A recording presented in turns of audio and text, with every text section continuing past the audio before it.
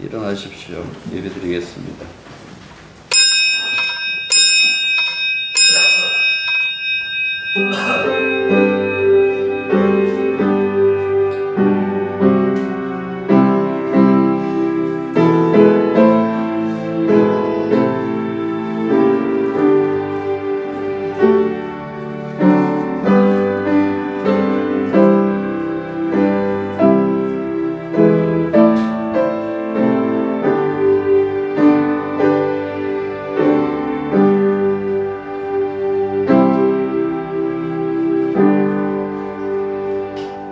땅끝까지 하늘 끝까지 하나님의 영광이 미치지 않는 곳이 없다고 말씀하셨습니다.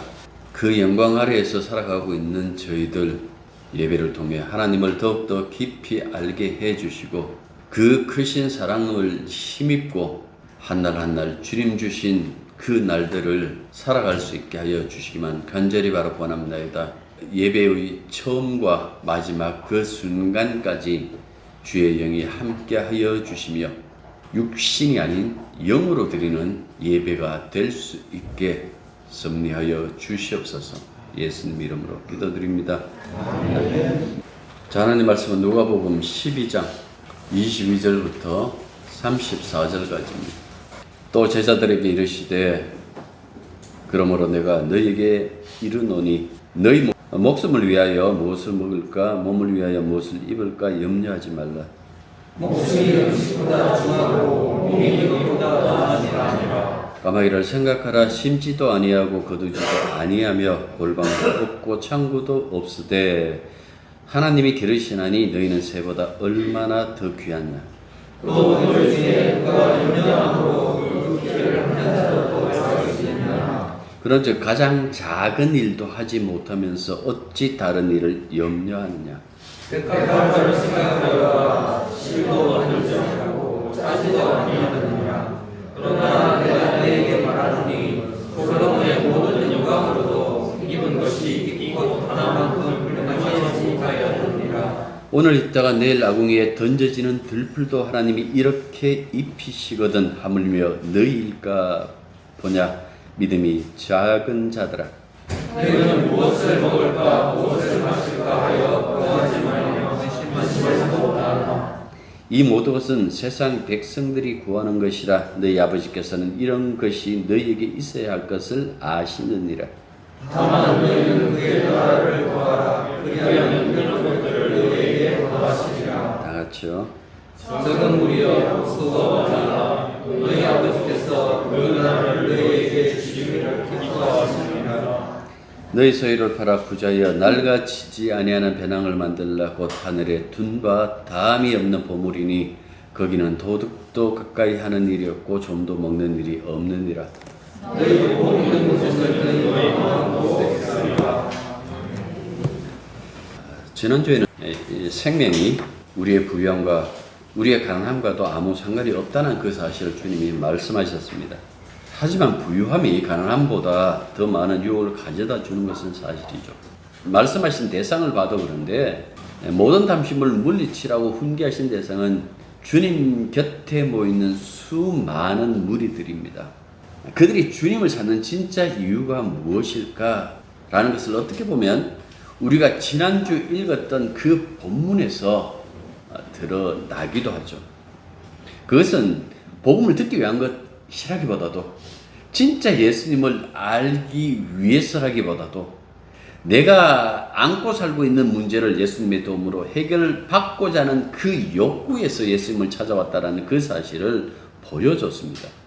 형에게 자기 몫의 유산을 나누어 주라고 해달라는 부탁하는 사람 역시 자기 소유에 대한 늘림에만 관심이 있었을 뿐 예수님이 누구냐는 그 사실에 대해서는 관심이 없습니다.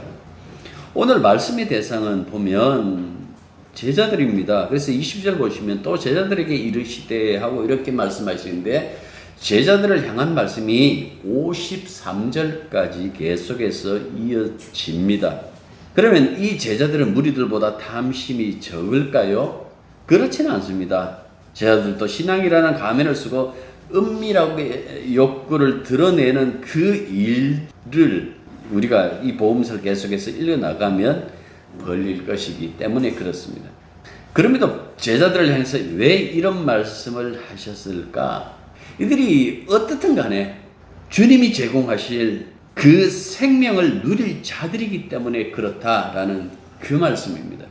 그래서 제자들에게 이 땅의 삶을 위하여 염려하지 말고 하나님 나라를 구하라 하고 그렇게 강조하십니다.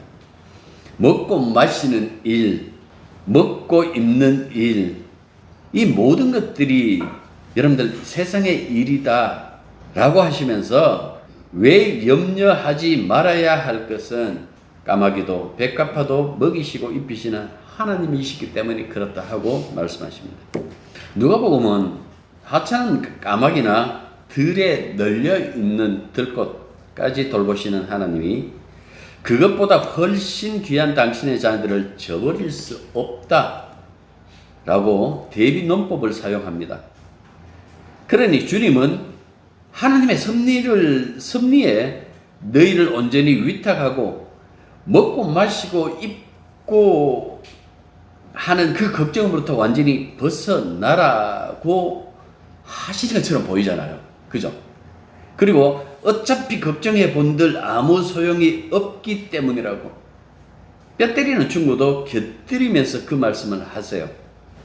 하지만 지금 예수님의 이 말씀은 우리에게는 굉장히 비현실적인 말씀처럼 들립니다.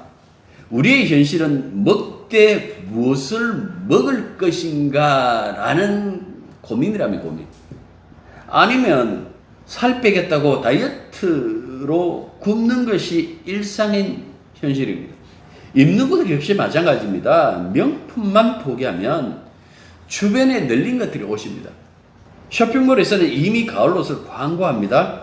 하지만 여러분들 오늘 본문이 언급하는 무엇을 먹을까에는 메뉴 선택의 고뇌가 들어있는 것이 아닙니다. 끼니를 걱정하는 가난이 여기에 들어가 있습니다. 또 무엇을 입을까 역시 마찬가지입니다. 오늘은 어떤 스타일을 고수할까? 그 고민이 아닙니다. 몸 가릴 것조차 없는 변변한 그들의 비루한 형편을 지금 언급하고 있는 겁니다. 지금 인도, 아시아, 아프리카 일부 지역, 팔레스타인, 가자 지구의 실상을 알리는 뉴스를 통해서 굶주림과 헐벗음이 여전히 현재의 고통으로 남아있다는 그 사실은 우리는 알고 있습니다. 물론 풍요와 가난 이 두 가지 현실을 적절하게 운영하기 위하여 이 본문을 우리들에게 제공하는 것은 아닙니다. 염려하지 말라는 말씀은 가난을 극복하는 방법을 제시하기 위한 단초나 혹은 어차피 한 세상 사는 것 좀 자유롭게 살자 그 말씀하는 것도 아닙니다. 세상에 여러분들 근심, 걱정 그것 없이 살고 있는 인생이 있을까요? 아마 없을 겁니다. 자기 형편에 따라서 근심이 있잖아요. 부유하면 부유한 대로, 가난하면 가난한 대로. 그거 근심하며 사는 것이 우리들의 일상입니다.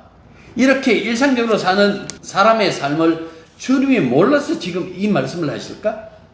예수님 당시에는 사람들이, 가난한 자들이 너무 많으니까 그들을 염려하는 마음에서 이 말씀을 해 주셨을까? 여러분들 조금만 더 깊이 이 말씀을 이렇게 생각해 보시면 그냥 말씀의 초점이 하나님이 다 알아서 해 주시니까, 섭리하시니까 너희들은 그런 일에 대해서는 걱정하지 말라. 의식주의에 대해서는 걱정 근심 끊고 살아라.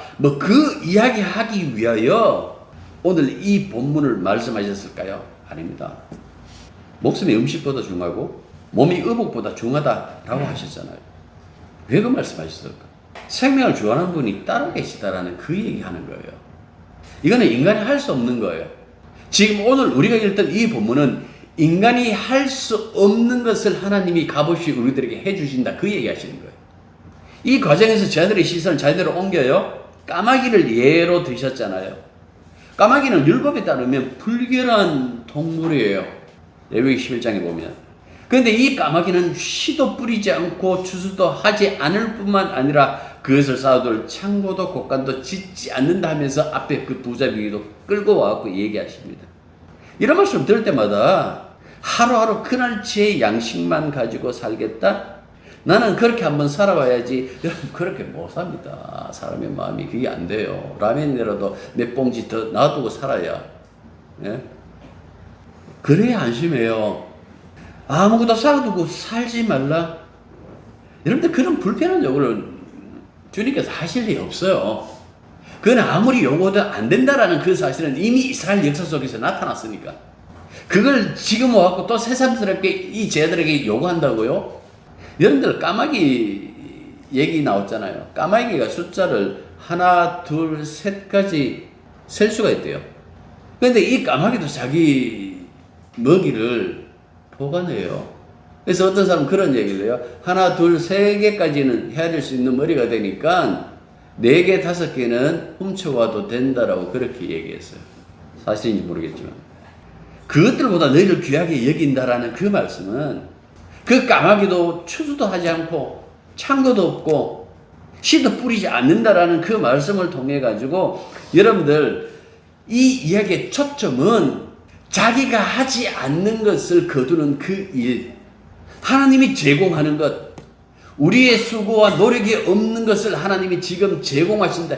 끊임없이 지금 앞서 12장은 생명에 대해서 얘기하고 있는 거예요. 그냥 우리가 살고 있는 것 말고 하나님이 제공하실 하나님의 그 생명, 그 생명에 관해서 얘기하는데 그것이 과연 우리가 예비하고 준비한다고 될 일이냐라고 묻는 것이나 마찬가지다라는 그 말씀입니다. 이거는 출애굽 사건을 염두에 둔 그 말씀이기도 해요. 광야 40년 생각해 보십시오. 그들이 씨를 뿌리지도 추수하지도 창고를 짓지도 않는 그 삶을 살았어요. 그런데 하나님이 날마다 제공해 주셔서 하늘에서 만나를, 때로는 메추라기를. 광야 40년은 씨를 뿌리지도 추수하지도 창고를 짓지도 않는 시간이었습니다. 이 사람들이 의로워서 그런 양식을 먹였을까? 아니에요. 까마귀가 불결한 그 짐승이라고 그렇게 얘기를 했잖아요. 이 까마귀보다 더 불결한 짐승이 이스라엘 백성이었어요. 그런데도 먹였어요. 신명기 가면 그 얘기를 합니다. 너희들의 옷도 신발도 해지 않았다라는 그 말씀이 있어요. 1장 보면 40년 동안 새 이스라엘로 우리가 부름 받았어요. 의롭다 하심을 받았죠. 근데 인간은 인간이에요. 하나님 쪽에서 일방적으로 선언하신 거예요. 그 하나님의 말씀이 역사해갖고 우리가 성도하고 불려요. 물론 주님과 함께 연합되어져 있으니까 그렇기도 하고. 이런 우리들이 의로운 사람인가? 어렵지 않죠. 그런데 이런 우리들을 입히고 먹이고 마시게 하기 위하여 하나님은 제공해요. 무엇을? 오병이요? 보리떡 5개, 물고기 2마리를 제공하는 그건요? 아닙니다. 여러분 25절 보십시오. 너희 중에 누가 염려함으로 그 키를 한 자라도 더할 수 있느냐? 이 페케스라고 이렇게 이 단어를 키라고 번역했는데 이 페케스는 1규빗, 그러니까 팔꿈치 끝에서 이 손끝까지 이렇게 하면 보통 저는 재보니까 46cm예요. 좀 일반적으로 그 당시 고대인들이 컸다고 이렇게 생각한다라면 한 50cm죠. 근데 26절 보십시오. 그런즉 가장 작은 일도 하지 못하면서 키 50cm 키우는 것이 여러분들 작은 일이에요. 키가 적다고 생각하면 어떻게든 깨금말 하든지 해갖고라도 약간이라도 더 늘리려고 0.5mm라도 더 늘려가지고 이렇게 키 재려고 하는데 50cm 작은 일이에요. 그 이하고 붙어 있죠. 그리고 여러분들 나눠줘 이렇게 보십시오. 밑에 보면 혹 목숨을 1시간이라도 연장할 수 있느냐라고 이렇게 되어 있어요. 그러니까 잠깐이라도 수명 연장을 너희가 할 수 있겠느냐? 왜 이렇게 할 수 있겠느냐? 이 질문은 할 수 없다라는 결론을 가지고 묻는 질문이에요. 가장 작은 일에 꽂히지 마십시오. 주님에게는 작은 일이겠지만은 우리의 생명을 연장시켜 주는 것이 나사로에 나오라라고 그렇게 말씀하신 것이 그분에게는 작은 일일 수도 있겠지만은 인간은 할 수 없는 일이에요. 이 하나님께서 무엇으로 우리의 이 부식해 우리의 목숨을 보존하실까? 성경은 이렇게 말해요. 예수님의 살과 피로. 요한복음 6장 35절 예수께서 이르시되 나는 생명의 떡이니 내게 오는 자는 결코 줄이지 아니할 터이요 나를 믿는 자는 영원히 목마르지 아니하리로다. 예수께서 이르시되 내가 진실로 진실로 너희에게 이르노니 인자의 살을 먹지 아니하고 인자의 피를 마시지 아니하면 너희 속에 생명이 없느니라. 여기서 인자의 살과 피를 먹는다는 것은 식인한다는 것이 아니라 이 진짜 살을 먹는다라는 것이 아니라 연합, 한 몸 되었다. 우리의 부식회가 생명 자체이신 나는 생명이다, 나는 조이다라고 그렇게 말씀하셨으니까 그 부식회가 조회를 만나 새로운 생명을 누리는 것, 성경은 이 이야기해요. 예수 믿으면 부자 됩니다. 예수 믿으면 모든 문제 다 해결됩니다. 예수 믿으면 건강한 노년을 보낼 수 있습니다. 그 얘기하는 게 아니고요. 우리의 영혼이 조회, 하나님의 생명을 만나는 그것을 지금 얘기하고 있는 거예요. 일상에서 먹고 마시는 일이 중요하죠. 안 먹고 살 수 없으니까요. 중요한데 아무리 중요해도 생명을 다루는 이 일만 하겠습니까? 그래서 지천에 핀 들꽃들을 이렇게 바라보시면서 들에 핀 꽃들을 보라라고 이렇게 얘기해요. 팔레스티나에는 백합화가 없어요. 이 들꽃이에요. 비가 내리고 난 다음에 온 들판에 그 지천에 깔려져 있는 각양각색의 그 들꽃. 그렇게 하시면서 온갖 부귀를 누린 솔로몬도 이 아름다운 꽃보다 못했다라고 얘기를 하고 있어요. 그의 화려한 영광이, 그 부귀 영화가 이 아름다운 옷을 입어보지 못했다. 근데 여기서도 보십시오. 실도 만들지 않고 짜지도 않는 것. 그러니까 하나님이 입혀주신다라는 것이 암시되어져 있잖아요. 하나님이 입혀주신다는 것. 그러니까 생각해 보십시오. 인간이 만들 수 없는 것. 이걸 가지고 바울은 갈라디아서에서 이렇게 얘기를 해요. 예수로 옷 입었다. 부귀의 극치 솔로몬. 그가 누린 영광의 결말이 뭐예요? 전도자라고 자기를 소개해요. 전도서에 보면. 솔로몬이에요. 그가 이렇게 얘기를 합니다. 헛되고 헛되며 헛되고 헛되니 모든 것이 헛되도다. 철저한 자기 반성이죠. 인간의 수고가 아무리 아름다워도 그 모든 영광이 있다고 할지라도 오늘 있다가 마르면 불소시계가 되어서 아궁이로 들어갈 들꽃 하나의 영광에도 미치지 못한다라고 얘기를 하고 있어요. 진짜 우리에게 소중한 것이 무엇인가? 주님은 그 부분을 얘기를 하고 있어요. 먹고 마시고 입는 것 두고 근심하고 구하는 것은 세상 사람들의 목이에요. 여기서 보면 구하는 것, 근심하는 것, 이게 평양을 이루고 있어요. 여러분들 근심하는 것도 바울이 보면 이렇게 근심해요. 좀 거룩한 근심했으면 좋겠다. 가치 있는 근심했으면 좋겠다. 그 가치 있는 근심이 뭘까? 예수님 생각하는 거. 주님 앞에 어떻게 헌신할 것인가라는 그런 근심을 하라 그랬어요. 그 근심은 마땅하다라고 얘기를 한다고요. 그런데 보십시오. 여기서 보면 지금 이 근심, 세상 것과 근심은 항상 같이 이어져 있다라는 것을 우리들에게 설명해 주고 있는 거예요. 세상에서 구하면 뒤따라오는 것이 근심이에요. 근심되지 않는 일이 있던가요? 다 근심하죠. 여러분들 그럴 때 근심이 될 때에 한번 다시 재질문해 보십시오. 내가 지금 무엇 때문에 이 근심을 안고 있는가? 그래서 자세히 들여다보시면 전혀 있어도 그만 없어도 그만, 물론 있으면 좋겠지만 우리의 생명과 관계없는 것, 우리의 생명에 미치지 못하는 것, 우리의 신앙에 영향을 끼칠 수 없는 것, 대부분 그것일 거예요. 이런 것으로 막 근심하면서 인생 살면서 예수님 왜 내 이 근심을 풀어주지 않습니까? 라고 이렇게 질문하시면 여러분들 귀가 똑똑하면 들릴 거예요. 이 쓸데없는 거 근심한다. 그거 다 사라진다. 소중한 시간 좀 나와 가지면 안 되겠니? 저런 편에서는 늘 그 말씀 하시는 거예요. 네가 보다 나를 더 잘 안다라면 거기에 근심 안 하겠는데. 세상에 무탈하게 사는 사람은 없어요. 무탈하게 사는 사람이 어디 있어.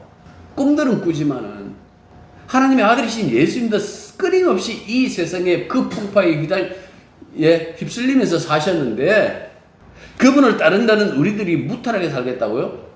세상에 분명히 미워한다고 얘기했는데 세상에 미움 한번 받지도 못하면서 내가 예수 믿는 사람이다?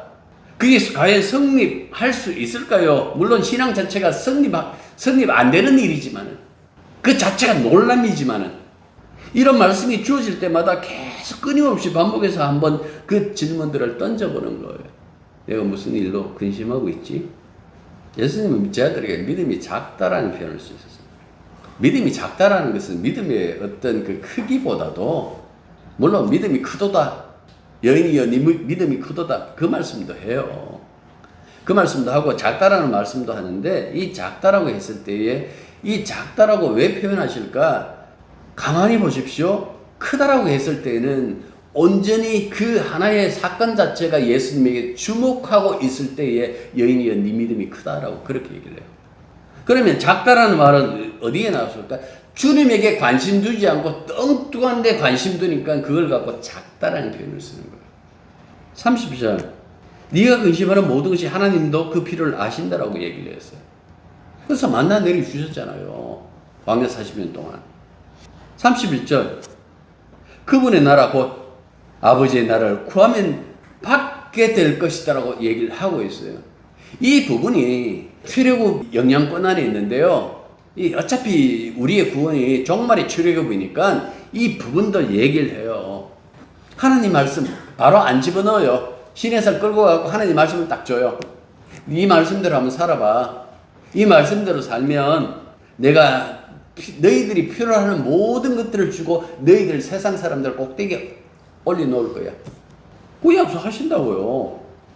그의 나라와 그 일을 구하라. 마태복음 이렇게 되어 있죠. 아버지의 나라, 아버지 통치는 뭐 이렇게 신학적인 그 뭐 해석을 하지 말고 그냥 예수님하고 이렇게 생각하면 돼요. 이 바실레야 나라, 뭐 통치, 아니 그냥 예수님 자신 그 나라를 우리에게 주시기를 기뻐하신다라고 이렇게 얘기를 했잖아요. 하나님이 세상에 자기 아들을 보내놓고 그 아들에게 이렇게 얘기를 해요. 내 기뻐하는 자라고. 유일하게 예수님에게 붙은 그 말씀이에요. 내 기뻐하는, 내가 사랑하고 내가 기뻐한다라고. 그 나라를 주시기로 아버지께서 기뻐하신다라고 얘기를 하시잖아요. 이렇게만 보면 하나님이 우리에게 먹이실 양식, 영생에 이르게 할 그 양식, 우리의 허물을 가려줄 그 옷, 마치 선녀가 남북한 선녀에서 선녀가 다시 그 날개옷을 입고 하늘나라로 올라가는 것처럼 우리에게 이 날개옷은 예수님밖에 없어요. 그래서 앞서서 내가 양식이다. 예수님이 요한복음 6장에서. 사도 바울은 예수님이 거룩한 옷이다. 예수로 옷 입어라. 갈라디아서 3장에서. 이렇게 봐야 35절 보십시오. 이제 다른 이야기 나오는데 기다리라라는 그 이야기 나오는데 이게 자연스럽게 이어져요. 여기서 집주인은 예수님 자신을 얘기를 해요. 그런데 많은 자들이 이 본문을 가지고 다르게 해석하죠. 하나님께서 우리 쓸 것을 다 채워주실 것이다. 그러니까 우리가 그 나라와 그 의를 위하여 헌신하자. 어떻게 하는 건데? 과연 그렇습니까? 총회 가면, 총회 가도 뭐 대구에서 일일 때를 한번 그냥 들떠보고 그 정도지만은 얼마나 삐까뻔쩍하게. 옛날에 부흥사들이 이렇게 얘기했던 게 여러분 기억나세요? 여러분들 목사들한테 잘해 주십시오. 목사에게 최고급을 입혀야 여러분들도 최고급 성도가 됩니다. 저도 별의별 얘기 다 들었어요. 그런 얘기 들으면서 신앙생활 한 거예요. 근데 바울은 어떻습니까? 그 말씀대로 하면 바울처럼 수고하는 사람이 있으면 날마다 뭘 채워줘야지. 물론 그 주변에서 그를 돕는 자들이 많았어요. 그러나 항상 그랬는가? 안 그랬어요. 굉장히 많은 배고픔을 이렇게 겪어요. 그런데 그 자기의 형편에 대해서 별로 관심이 없어요. 왜? 이 사람은 자기의 형편과 이 복음을 전하는 그 일과 상관없다는 그 사실을 확인한 거예요. 그거 필요 없어. 내가 부유하든지 내가 가난하든지 그 아무런 소용 없었어. 내 곁에 주님이 계시니까 일 다 해결되던데? 그런데도 사람들은 그 얘기를 하죠. 그 바울까지 끌고 와서 얘기합니다. 봐라, 바울 봐라. 이렇게 하니까 하나님께서 그 곁에서 모든 것을 잊게 했지 않느냐. 그런데 그 잊게 했지 않느냐 하면서 늘 꿈꾸는 것이 뭡니까? 물질적인 것이죠. 이 세상 사람들 복음 관심 없어요. 예수님도 십자가에 못 박아 버려버렸는데, 강도보다 못하다고 버려버렸는데. 30절 보십시오. 적은 무리여 무서워 말라. 너희 아버지께서는 그 나라를 너희에게 주시기를 기뻐. 적은 무리여라고 이렇게 얘기했어요. 에스겔서 34장에 있는 그 말씀을 주님이 인용하신 것 같아요. 거기 보면 하나님의 양은 정말 적은 무리. 다른 수양들이 있어요. 자기 양이 아닌 자들이에요. 그런데 때로 있어 적은 무리들이 먹을 그 땅을 짓밟아버려요. 먹을 풀들을. 근데 생각해 보십시오. 교회가 지금 추구하는 것이 무엇인지. 교회는 큰 교회가 되어야 된다고 생각하죠. 적은 무리가 아니라 많은 무리가 되어야 살아계신 하나님이 우리와 역사하신다고 생각해요. 사도행전 13장 48절에 보면 바울이 이렇게 얘기를 해요. 영생을 주시기로 작정된 자는 다 믿더라. 이게 무슨 소리일까요? 구원은 하나님 쪽에서 쥐고 있겠다라는 얘기예요. 이거 이사야 말씀을 인용한 거예요. 이사야 사명이 뭐였어요? 이 백성들로 하여금 봐도 보지 못하고 들어도 알지 못하고 그 마음을 깨닫지 못하게 하라. 그 얘기예요. 사람을 이해시켜서 믿게 한다? 반대 뜻이에요. 이 말씀이. 스스로 믿고 구원받지 못하게 하겠다라는 이 얘기. 이걸 수긍하고 받아들인 자가 있다면 그 사람은 영생받기로 작정된 자겠죠. 그래, 하나님 아시지. 자, 마지막에 제가 어떻게든 짧게 하려고 지금 애쓰고 있습니다. 33절, 34절 보십시오. 너희 소유를 팔아 부자하여 낡아지지 아니하는 배낭을 만들라. 곧 하늘의 tum바 다음이 없는 보물이니 거기는 도둑도 가까이 하는 일이 있고 좀도 먹는 일이 없느니라. 너희 보물이 있는 곳에 너희 마음도 있느니라. 여러분들 어른 김장하라고 이 진주에서 한약방 하시면서 수많은 사람들에게 장학금을 이렇게 제공해주고 아무것도 바리지 않고 학교도 세워놓고 학교도 나중에 정부에다가 넘겨줘버리고 정말 존경할 만한 그런 분이 있어요. 근데 그 얘기를 하는가? 이건 역시 마찬가지예요. 그분의 그 헌신처럼 그런 헌신하는 것도 맞아요. 맞는데 그거보다 한 단계 더 좀 나가서 우리가 얘기한다면 이 이야기예요. 여기 보면 도둑 맞지 않고 좀도 쓸지 않고 이렇게 되어 있어요. 도대체 이게 뭘 뜻하는 것일까? 우리가 가지고 있는 모든 것들은 다 도둑 맞을 수 있어요. 교회도 얼마 전에 보니까 뭐 교회에 이렇게 와갖고 사무실에 털어가지고 우리 교회 털어도 뭐 돈 몇천 안 나옵니다만은 그래서 미안하다라고 이렇게 써갖고 내가 언제 한번 넣어놓으려고. 생각해 보십시오. 도대체 이게 뭘까? 예수님 얘기하는 거예요. 예수님. 그분이 우리 보물이라는 이야기예요. 예수님 훔쳐가지도 않았어요. 앞서도 얘기했잖아요. 강도 주시오. 강도 내주시고 예수를 십자가에 못 박아 죽이시오. 이게 사람들이 그만큼 같이 무가치한 것으로 여겼다라는 이야기예요. 그 보물이 예수님이에요. 그래, 예수님 안에서 김장하 어른처럼 그렇게 살면 좋죠. 그게 금상첨화죠. 그러나 먼저 이 부분을 잊지 마시라라는 그 말. 교회의 가치는, 성도의 가치는 예수님밖에 없어요. 이게 조성이 돼 있어야 그 다음에 가치가 다시 생산돼요. 그것도 우리 힘으로 하는 게 아니고 주님의 힘으로. 정리할까요? 진짜 내 보물이 뭘까? 기도하겠습니다. 주님, 잊어버리고 판단할 때가 너무나 많고 주님 귀한 줄 모르고 함부로 대할 때도 너무나 많고 주님은 내 보물이 아닌 것처럼 그렇게 행동하는 것도 너무나 많았습니다. 그럼에도 불구하고 값없이 은혜로 그 모든 죄들을 덮으시고 허물을 덮으시고 우리의 의가 되어주시고 우리의 생명이 되어주신 예수님만이 우리의 보물이라는 그 사실을 말씀을 통해 발견할 때마다 기뻐할 수 있는 그 마음을 저희들에게 허락하여 주옵소서. 예수님 이름으로 기도드립니다. 이제는 우리 주 예수 그리스도의 은혜와 하나님의 크신 사랑과 성령의 교통하심이 진실로 우리의 생명이신 예수님을 보물로 여기고 자기 보물로 여기고 살아가는 자녀들 위해 이제부터 항상 함께 있기를 축원합니다.